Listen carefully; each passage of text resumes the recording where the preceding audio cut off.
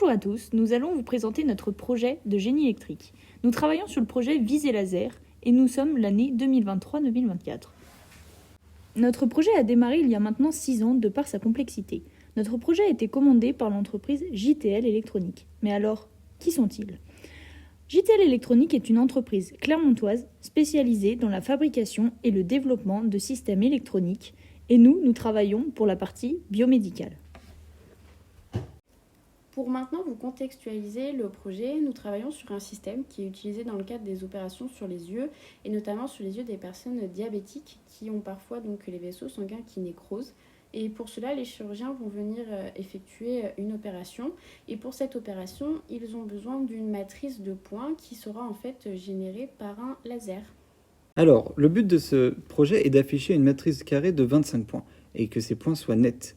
On a 25 points, il faut donc les afficher en 20 millisecondes maximum, ce qui représente 800 microsecondes par point, moins d'une milliseconde, c'est-à-dire 0,0008 secondes par point. Nous allons maintenant vous parler du but de ce projet. Donc il s'agit d'améliorer un système de visée laser qui va générer une matrice de 25 points, comme on va pouvoir le voir à l'écran. Le problème avec cette matrice, c'est que certains points sont diffus et cela cause donc des maux de tête aux chirurgiens qui effectuent les opérations. Il faut donc changer cela et pour ça, nous sommes une équipe de 4 personnes composée par Clara, Léa, Damien et Titouan. Nous allons donc vous présenter les 2 parties du projet et pour vous présenter simplement notre projet, nous avons fait un schéma général. Nous avons donc 2 grosses parties, une partie contrôle, représentée ici en vert, qui consistera à identifier le système afin de modéliser son comportement et de pouvoir calculer les coefficients du correcteur permettant de corriger le système pour avoir les performances voulues et évoquées par le cahier des charges.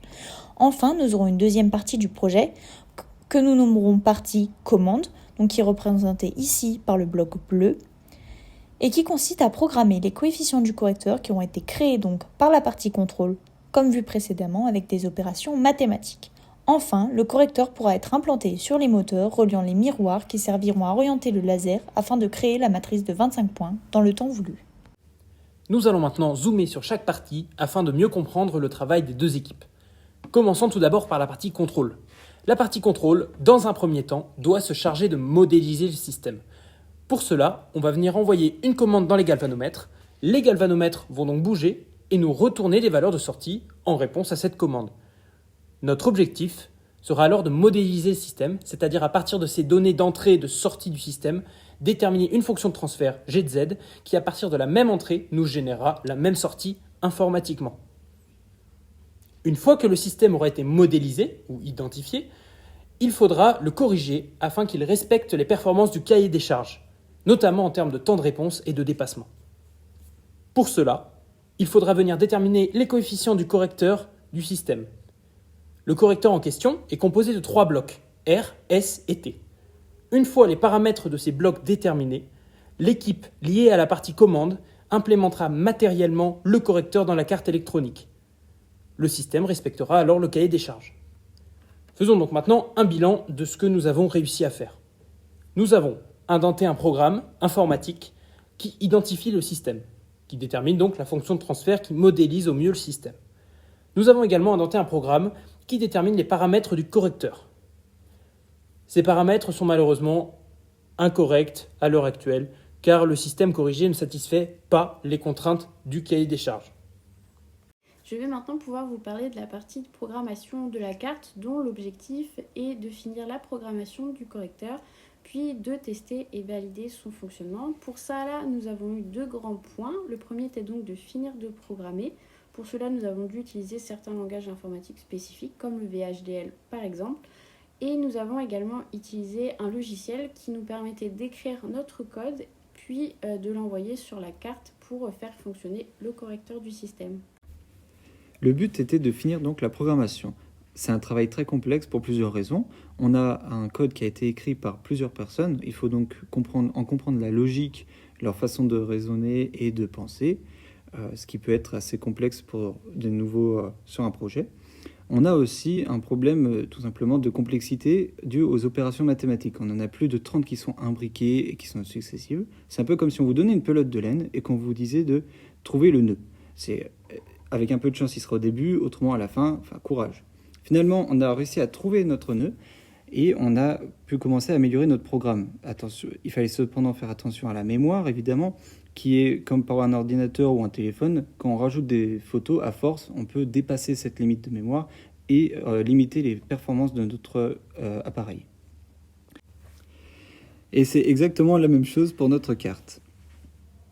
La deuxième partie est donc de valider et de tester le programme. C'est une étape qui a été très longue et fastidieuse et aujourd'hui encore, on n'a pas pu terminer les derniers tests. Donc on comparait avec nos valeurs théoriques qu'on récupérait à partir d'un logiciel spécifique.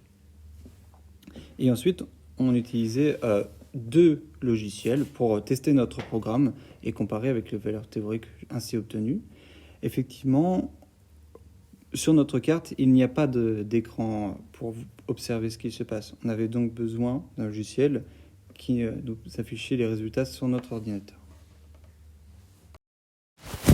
Afin de dresser un bilan, nous pouvons dire que par manque de temps, nous n'avons pas pu totalement valider le cahier des charges. Cependant, nous avons eu des résultats très encourageants et prometteurs puisque nous avons validé un grand nombre de tests et que les valeurs de sortie du correcteur est restées. Pour conclure cette vidéo, nous avons eu la chance de participer à un projet très complet et très intéressant. Cependant, nous n'avons pas réussi à aboutir totalement à la fin du projet, mais nous avons beaucoup appris, que ce soit humainement ou par de nouvelles compétences. Et nous avons eu la chance de travailler pour une entreprise, ce qui nous a permis de voir comment les projets fonctionnaient en entreprise. Nous avons pu nous améliorer tout au long du projet, d'une part par notre capacité à travailler en équipe. Nous étions 4, il a fallu trouver une organisation au sein de notre groupe.